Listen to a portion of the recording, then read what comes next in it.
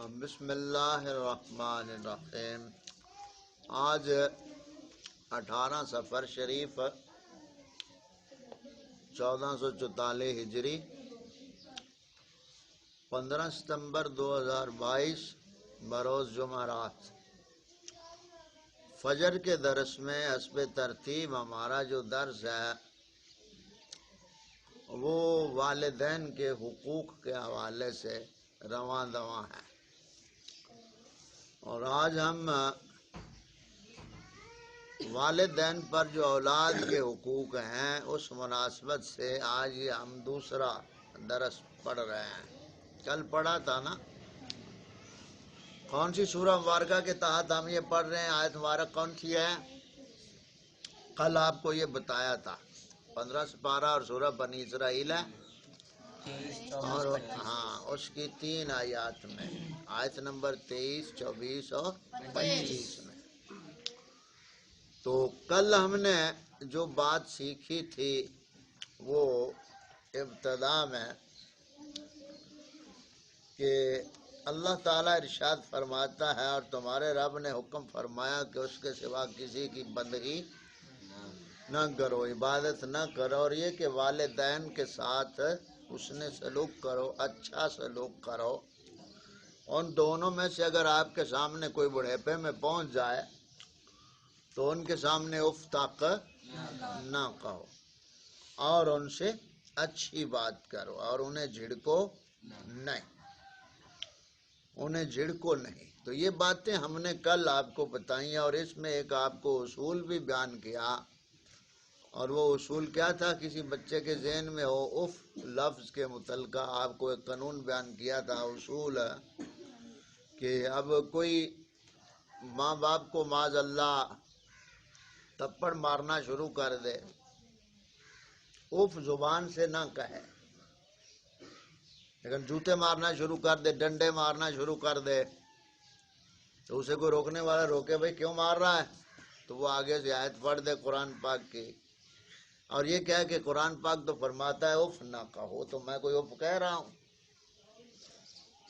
تو وہ بے وقوفی ہوگا نا، کہ جہاں اونچا سانس لینا ماں باپ کے سامنے جائز نہیں ہے، اف کہنا جائز نہیں، وہاں جوتے اور ڈنڈے مارنا بے وقوف کیسے جائز ہے؟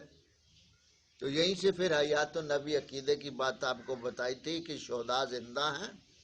جب شہید کی زندگی کو قرآن پاک نے جسم اور روح کے ساتھ بیان کر دیا تو انبیاء سب جسم اور روح کے ساتھ زندہ ہیں، اور پھر خصوصاً ہمارے آقا کریم صلی اللہ علیہ وسلم کی جو ذات بابرکات ہے وہ کس شان سے زندہ ہے؟ اسی لیے اعلیٰ حضرت علیہ رحمٰ نے فرمایا تو زندہ ہے واللہ تو زندہ، میرے چشم عالم سے چھپ جانے والے۔ تو اب آگے آیت مبارک میں کیا بتایا جا رہا ہے؟ وَقُلْ لَهُمَا قَوْلًا كَرِيمًا، اور ان کے سامنے اچھی بات کہے، کریمانہ بات کہے، نرم بات کہے۔ یعنی جب ماں باپ سے کوئی تو نے عرض معروض کرنی ہے تو دھیرے لہجے میں، آہستہ نرمی میں، ادب والے دائرے میں ان سے تو کلام کر، مخاطب ہو۔ سمجھ آئی بات کی؟ تو اب یہاں ہمیں جو بتایا جا رہا ہے کہ جب ماں باپ سے عرض معروض کرنا ہے تو کیا کرنا ہے؟ نرمی سے بات۔ کیا؟ نرمی سے بات۔ آہستہ، اور آہستہ سے بات، نرمی سے، پیار سے، ادب سے، تعظیم سے، محبت سے، حسن ظن سے، یعنی اچھے سلوک میں ماں باپ سے جو بھی بات عرض معروض کرنی ہو تو گویا چلانا نہیں ہے، شور نہیں مچانا ہے۔ تو یہ آج اگلی بات میں آیت پاک میں جو بات ہے، یعنی جب بات کرو تو نرمی سے کرو، نرم لہجے سے کرو، اونچا نہ بولو، چلا کر نہ بولو ماں باپ کے سامنے۔ یہ ہم کہاں سے پڑھ رہے ہیں؟ قرآن پاک سے۔ کس سے پڑھ رہے ہیں؟ سورہ بنی اسرائیل سے، قرآن پاک سے ہم پڑھ رہے ہیں۔ تو قرآن پاک جی جو ہمارے لیے تعلیمات ہیں، اس سے بڑھ کر کوئی اور تعلیمات ہو سکتی نہیں ہے۔ یہ دین و دنیا کی بہتری کے لیے قرآن پاک اللہ تعالیٰ نے نازل فرمایا پیارے محبوب کے ذریعے، اور اس قرآن پاک کو اگر ہم اوڑھنا بچھونا بنا لیں گے تو قرآن پھر ایسے حشر والے دن جہنم سے بچائے گا. مثال سمجھانے کے لیے کہ جیسے یہ کوئی باز یا شکرا یا چیل گدھ وغیرہ مرغی کے اوپر حملہ کرتی ہے نا، مرغی کے بچے چھوٹے چھوٹے ہوتے ہیں تو وہ بچوں کے اوپر، چوزوں کے اوپر حملہ کرتی ہے، دشمن ہوتا ہے، چیل ہے یا جو بھی ہے، تو جو مرغی ہوتی ہے وہ اپنی بولی میں بچوں کو، اپنی اولاد کو بلاتی ہے اور اپنے پر کھول دیتی ہے.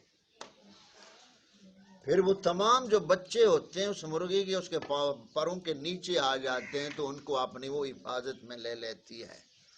تو قیامت والے دن قرآن پاک ایسے ہی اپنے ماننے والوں کو اللہ تعالیٰ کی بارگاہ میں ان کی شفاعت کرے گا اور ان سے جہنم سے ان کو بچائے گا.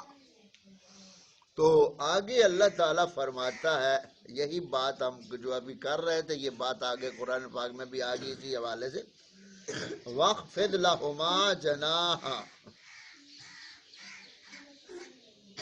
یہاں شاید لفظوں میں کوئی مسٹیک ہے. کلام پاک، ایک کلام پاک لاؤ. آگے فرمایا جا رہا ہے وَاخْفِضْ لَهُمَا جَنَاحَ، ان دونوں کے لیے نرمی کا بازو بچھا. دونوں سے مراد کون ہے؟ ماں باپ. ان دونوں کے لیے نرمی کا بازو بچھا، یعنی نرم دلی سے، عاجزی اور تواضع سے ان سے پیش آ، غصے اور سختی سے نہیں. تو نرمی کا بازو بچھا کیا مطلب؟ اپنے آپ کو ان کے سامنے یوں مٹا دے کہ وہ آپ کی زبان سے نکلی ہوئی کسی بات بھی، کوئی بات بھی ان کے لیے رنج اور تکلیف کا باعث نہ بنے. یعنی اس طرح نرمی سے ان کے سامنے بات کرو. تو یہاں ہم جو پڑھ رہے ہیں اس میں آپ کو جو بتایا جا رہا ہے یہ کس حوالے سے ہم پڑھ رہے ہیں؟ ماں باپ کے حقوق کے حوالے سے. پہلے ہم نے کیا پڑھا ہے؟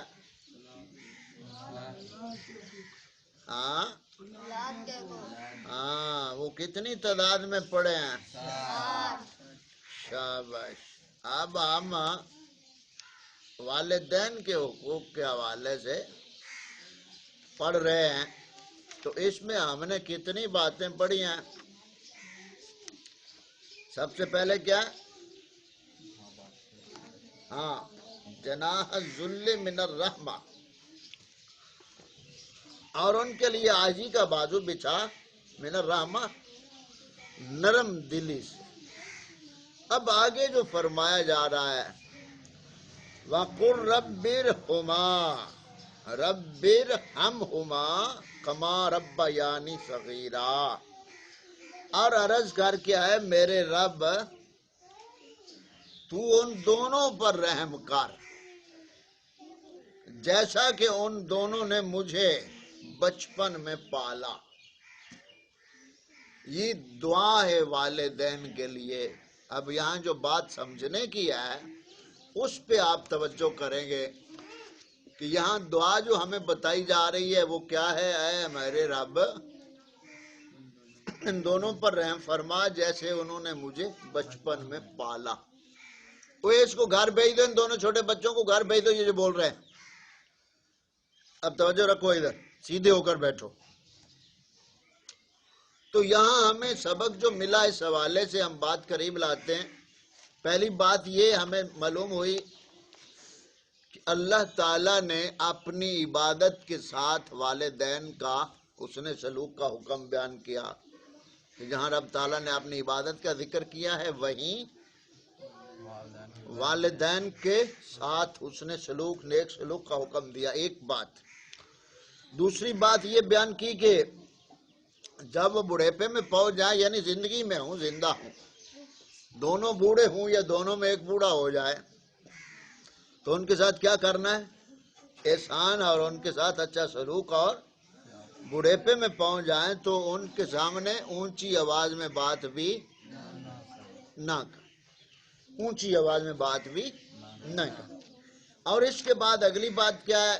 جھڑکنا بھی نہیں، اور بات ان کے سامنے کرنی ہے تو نرمی سے کرنی ہے، کریمانہ بات کرنی ہے۔ اور پھر آگے فرمایا کہ ان کے لیے نرمی کا بازو بچھاؤ۔ تو یہاں سے ہم چند باتیں جو فائدے ہمیں حاصل ہوئے اس آیہ مبارکہ سے، اس کو ہم بات کر کے بات ختم کرتے ہیں۔ اب توجہ سے سیدھے ہو کر بیٹھو۔ پہلی بات یہ ہے کہ فوائد میں کہ ماں باپ کو ان کا نام لے کر نہ پکارے، یعنی جو آیہ مبارکہ ہم پڑھ رہے ہیں اس کے تحت ہمیں جو سبق ملتا ہے کہ اپنے ماں باپ کا نام لے کر انہیں نہ مخاطب کیا جائے یا نہ پکارا جائے، نام لے کر نہ پکارا جائے، بلکہ ابو اور امی کہہ کر پکارا جائے۔ ٹھیک ہے؟ یہ پہلی بات ہمارے لیے ادب کے حوالے سے، کیونکہ یہ ادب کے خلاف ہے اور ان کی دل آزاری ہے۔ لیکن اگر وہ سامنے نہ ہوں یا جب آپ سے پوچھا جائے کہ بھئی آپ کس کے بیٹے ہیں، تو اس وقت اپنے ابو جی کا نام ادب سے بتاؤ۔ بات سمجھ آئی؟ یہاں ہم تو سیکھ رہے ہیں نا، لیکن معاشرے میں پتہ کیسے حالات ہیں۔ آپ بلکہ آپ بڑوں سے تو زیادہ آپ بچے جانتے ہوں گے کہ اب کسی سے کو پوچھ لینا بھئی آپ کے ابو کا نام کیا ہے، تو کہے گا آپ کو کیا کوئی ہو تینو کیا۔ تو یہ ماحول معاشرہ چل رہا ہے، یعنی اپنی زبان سے ہی وہ کیا کہہ رہا ہے، تینو کی کوئی ہوئے۔ تو جب آپ سے کوئی آپ کے ابو کا نام پوچھے تب ادب سے پورا نام آپ کے ابو کا جو ہے وہ نام بتاؤ، ادھورا نام نہیں، اور پھر نام بگاڑ کر نہیں۔ سمجھ آئی بات کی؟ پہلی یہ بات ہو۔ دوسری بات، ماں باپ سے اس طرح کلام کرے جیسے غلام خادم آقا سے کرتے ہیں۔ یعنی جب آدمی اپنے آقا کے غلام اپنے آقا کی بارگاہ میں جاتا ہے تو وہ کتنا مؤدب ہو کر جاتا ہے۔ تو اپنے آپ کو ماں باپ کے سامنے اس طرح آپ پیش کریں جیسے ایک غلام اپنے آقا کی بارگاہ میں پیش ہو رہا ہے، اور یہ ساری چیزیں دل سے ادب سے ہونی چاہیے۔ ویسے تو تھانے دار کے لیے سب کھڑے ہو ہی جاتے ہیں، زبان سے سلام کہہ دیتے ہیں، اسے دل میں گالیاں دے رہے ہوتے ہیں۔ سمجھ نہیں آئی؟ تو ماں باپ کے حوالے سے یہ بات دل سے ہونی چاہیے۔ اگلی بات، آیت رب ارحمہما سے ثابت ہوا کہ مسلمان کے لیے رحمت و مغفرت کی دعا جائز ہے اور انہیں فائدہ پہنچتا ہے، فائدہ پہنچانے والی ہے۔ اسی لیے مردوں کے اصالہ ثواب میں بھی ان کے لیے دعائے رحمت کی جاتی ہے، لہذا اس کے لیے یہ آیت اثر ہے۔ یعنی مرنے والوں کے لیے جو ہم اصالہ ثواب کرتے ہیں یا مختلف صدقہ خیرات کرتے ہیں، دعائیں کرتے ہیں، مغفرت کرتے ہیں، استغفار کرتے ہیں، تو یہ قرآن پاک سے ہمیں اس کا ثبوت ملا کہ جہاں والدین کے ساتھ حسن سلوک کا ذکر کیا جا رہا ہے، رب ارحمہما، اے میرے رب ان دونوں پر اپنی رحمت فرما۔ تو جو زندہ ہیں ان کے لیے دعا ہے رحمت کی، فوت ہو جائیں تو بھی ان کے لیے دعائے مغفرت اور رحمت کی دعا ہے۔ اور ماں باپ اگر کافر ہیں یا بد مذہب ہیں تو ان کے لیے رحمت کی دعا نہیں ہے، ہاں ان کے لیے ہدایت کی دعا ہے کہ یا مولا میرے ماں باپ کو ہدایت عطا فرما کہ یہ ایمان، اسلام، دین اور اہل سنت پہ واپس لوٹ آئے۔ تو ان کے لیے ہدایت کی دعا ہے۔ جو بد مذہب ماں باپ ہوں ان کے لیے دعا مانگ سکتا ہے، کون سی؟ ہدایت کی دعا۔ ان کے لیے رحمت کی دعا نہیں مانگ سکتا۔ رحمت کی دعا گناہ گاروں کے لیے، جو ماں باپ ہیں بڑھیپے میں ہیں، اب آپ ان کے دست نگر ہیں، وہ آپ کے دست نگر ہیں، آپ ان کو کوئی دیں گے تو وہ لیں گے، آپ ان کو کچھ پوچھیں گے تو وہ آپ کو بتائیں گے اپنی ضروریات کو، حاجات زندگی کو۔ تو اس طرح یہ چیزیں، والدین کافر ہوں تو ان کے لیے ہدایت و ایمان کی دعا کرے کہ یہی ان کے حق میں رحمت ہے۔ اگلی بات ہے، اگر والدین اپنی خدمت کے لیے نفل چھوڑنے کا حکم دیں تو ان کی خدمت نفل سے افضل ہے۔ یہاں آج کا اس پہ ہم اپنا آخری درس ختم کرتے ہیں۔ اس حوالے سے آپ کو یہ اتنا پتہ چل گیا ہوگا کہ ماں باپ کے سامنے اونچا نہیں بولنا، جھڑکنا نہیں، جو موٹی موٹی باتیں ان کے ساتھ ہر حال میں اس نے سلوک کرنا ہے اور ان کے لیے رحمت کی دعا کرتے رہنا ہے۔ اور ماں باپ کو نام لے کر نہ پکارا جائے، کیونکہ یہ ادب کے خلاف ہے۔ جب علیحدہ یہ آپ سے کوئی پوچھے تو پھر ان کا نام ادب کے ساتھ پورا نام ماں باپ کا ذکر کیا جائے۔ ماں کا نام پوچھنے سے مراد کیا ہے؟ کون پوچھے؟ کوئی آپ کی خالہ ہے یا رشتہ دار عورت ہے تو پوچھے جس کو معلوم نہیں۔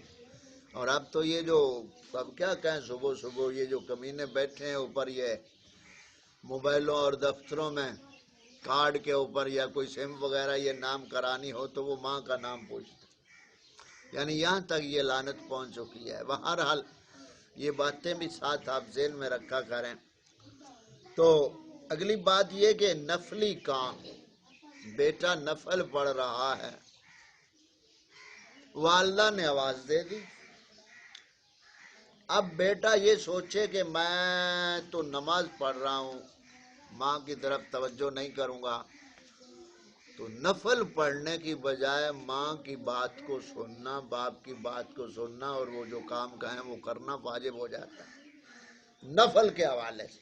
فرض اگر آپ پڑھ رہے ہیں تو پھر نہیں چھوڑ سکتے، یا واجب آپ پڑھ رہے ہیں تو نہیں چھوڑ سکتے۔ ہاں نفل اگر آپ پڑھ رہے ہیں یا سنت غیر موقت پڑھ رہے ہیں، یہ بھی نفلی حکم میں آتے ہیں، یعنی اگر آپ نفلی عبادت کر رہے ہیں، ادھر سے ماں آواز مار دے تو نفلوں کو وہیں چھوڑ دو اور فوراً ماں کی بات پہ، باپ کی بات پہ لبیک کہو۔ سمجھ آگئی؟ اور یہ حکم پیر کے لیے نہیں ہے، استاذ کے لیے یہ حکم، دین کے استاد کے لیے یہ حکم نہیں ہے۔ کس کے لیے؟ ماں باپ کے لیے۔ ماں باپ کے لیے یہ اللہ تعالیٰ نے ان کی یہ فضیلت رکھی ہے کہ اولاد اگر نفل پڑھ رہی ہے تو ماں یا باپ دونوں میں کوئی ان کو پکارے اولاد کو تو وہ نفل نماز چھوڑ دے اور واپس والدین کی بات سنے۔ سمجھ آ گئی؟ تو نفلوں سے زیادہ ماں باپ کی خدمت یہ درجہ زیادہ رکھتی ہے۔ اب یہاں سے آپ تھوڑی سی بات آسانی سے سمجھ سکتے ہیں۔ ایک آدمی ماں باپ کو ذلیل رکھتا ہے، رسوا کرتا ہے اور پڑھتا نفل پہ نفل ہے، نفلوں کی لائنیں لگا دیتا ہے، یا عورت ہے، بیٹی ہے، ماں باپ کی کچھ نہیں سنتی مانتی اور دن رات نفلوں پہ ڈٹی ہوئی ہے، تو اب یہ شیطانی عبادت کر رہی ہے، رحمان کی نہیں کر رہی ہے۔ سمجھ آگئی؟ تو اس پہ وہ واقعہ آپ کو میں نے سنایا بھی تھا، پھر سنا کر بات ختم کرتے ہیں۔ یہ مسلم شریف میں اور دیگر کتب حدیث میں واقعہ ہے کہ بنی اسرائیل میں ایک شخص تھا جس کا نام تھا حضرت جریج۔ کیا نام تھا؟ اور وہ بڑے اللہ تعالیٰ کے کامل بندے تھے حضرت جریج۔ ان کا اپنا ایک عبادت خانہ تھا جس میں وہ اس مذہب دین کے مطابق اپنی اللہ کی عبادت کرتے تھے۔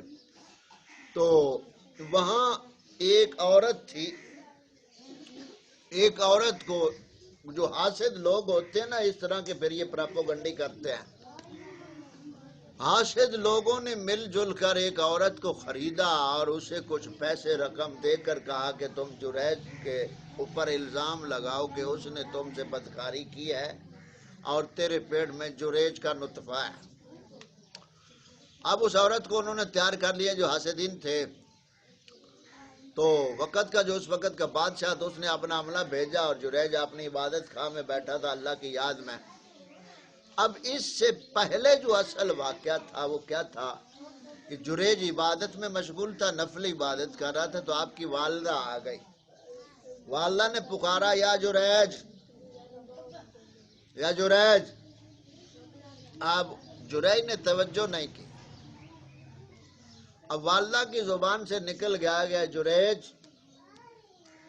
جب تک تو کسی زانیہ عورت کا منہ نہ دیکھ لے میرے پاس نہ آنا۔ ماں کی زبان سے بد دعا کے لفظ نکل گئے۔ اب ماں نے پھر بھی بہت رعایت کر دی، بہت رعایت کر دی کہ صرف اتنے لفظ کہے غصے میں کہ جب تک کسی بدکار عورت کا چہرہ نہ دیکھ لے میری طرف مت آنا۔ اب والدہ چلی گئی، اب وہی جو بد دعا ماں کی زبان سے نکلی تھی اب اس کے اسباب بن گئے کہ عورت نے دعویٰ کر دیا کہ یہ میرا مجرم ہے، مجھ سے اس نے بدکاری کی ہے معاذ اللہ۔ اب کیا ہوا، جو بادشاہ تھا وقت کا اس نے اپنی فوج کو بھیجا اور جریج اپنی عبادت گاہ جو اوپر تھی اس سے نیچے آئے تو کہا کہ آپ تو مجرم ہیں، آپ کو بادشاہ کے پاس لے جایا جائے گا۔ تب جریج کی بابا فوراً بات اس طرف کی کہ ماں کی بات پہ میں نے توجہ نہیں کی۔ اب اس نے کہا عملے سے، جو پولیس فوج کا عملہ تھا اس وقت کے ماحول کے مطابق، کہا کہ ایک بار مجھے ماں سے مل لینے دو پھر میں آپ کے ساتھ چلتا ہوں۔ انہوں نے کہا ٹھیک ہے۔ اب حضرت جریج اپنی والدہ کے پاس آئے تو ہاتھ باندھے پاؤں میں پڑے، امی جان آپ مجھے معاف کر دیں، وہ جانے اور میں جانوں۔ تو ماں نے فرمایا جاؤ بیٹا میں نے تجھے معاف کیا۔ اب جریج چھلانگے لگاتا ہوا خوش ہو کر ان کے ساتھ چل پڑا۔ جب مقدمہ وہاں سارا ظاہر ہوا تو جریج نے اس عورت کے پیٹ کی طرف اشارہ کر کے کہا جس نے الزام لگایا تھا، اس کی طرف اشارہ کر کے کہا کہ بتا تو کس کا ہے، بتا تو کس کا ہے۔ تو اس پیٹ میں جو بچہ تھا نا، اس بچے کی آواز وہیں سے اللہ تعالیٰ کی قدرت سے آئی کہ جریج پاک دامن ہے، یہ عورت جھوٹا الزام لگا رہی ہے، فلاں چرواہے کا میں نطفہ، فلاں چرواہے کا میں نطفہ۔ تو جب اللہ کے کامل بندوں پر کوئی تہمت لگاتا ہے تو اللہ تعالیٰ اس کی پھر بریت کا انتظام بھی فرما دیتا ہے، کیونکہ اللہ تعالیٰ کا وعدہ ہے نا جو میرا ہے میں اس کا ہوں۔ ایک روایت میں یہ کہ پیٹ میں جو بچہ تھا اس بچے نے گواہی دی کہ جریج پاک دامن، اور دوسری روایت میں یہ ہے مفسرین نے لکھا کہ اس عورت نے جب یہ الزام لگایا تھا کہ فلاں درخت کے نیچے جریج نے میرے ساتھ بدکاری کی، تو حضرت جریج نے بادشاہ سے کہا کہ عملے سے کہا کہ اس درخت کے پاس چلتے ہیں۔ اب جس درخت کا اس عورت نے بتایا تھا جب وہاں گئے تو اس درخت کو مخاطب کر کے حضرت جریج نے کہا کہ اے درخت تو بتا کیا یہ عورت سچ بول رہی ہے یا جھوٹ بول رہی ہے۔ تو اس درخت کے پتے پتے اور تنے تنے سے یہ آواز اللہ کے امر سے پیدا ہو گئی، تو اس درخت نے بول کر یہ کہا کہ جریج پاک دامن ہے، یہ عورت جھوٹی ہے۔ تو اب یہ سارا معاملہ بنا کیسے؟ ماں کی طرف توجہ نہ کرنے سے، ماں کی آواز پہ لبیک نہ کہنے سے۔ سمجھ آ گئی؟ تو آج کے درس میں ہم نے یہ چند باتیں سیکھی والدین کے حقوق کے حوالے سے کہ والدین کے سامنے اونچا نہیں بولنا، انہیں جھڑکنا نہیں، اف تک نہیں کہنا، اور نرمی کے بازو ان کے سامنے بچھانے اور ان کا نام جو ہے لے کر نہ پکارنا اور ان کی خدمت کرتے رہنا۔ یہ آج کے درس میں ہم نے سیکھا۔ آگے انشاءاللہ تعالی اگلی باتیں چند 2 دن میں ہم پڑھ لیں گے تو والدین کے حقوق کے حوالے، یہ زندہ والدین جو ہیں ان کے حقوق کے بارے میں ہم پڑھ رہے ہیں، اور کل تک یہ اپنے اختتام کو پہنچیں گے، اور آگے پھر فوت شدہ جو والدین ہوں ان کے حقوق کیا ہیں، یعنی والدین کے فوت ہو جانے کے بعد جو حق اولاد پر ہوتے ہیں، یہ تو زندگی میں ہے نا۔ تو اس طرح پھر یہ سلسلہ آگے آہستہ آہستہ چلائیں گے۔ تو آج کا ہمارا یہ درس یہاں ختم ہوتا ہے۔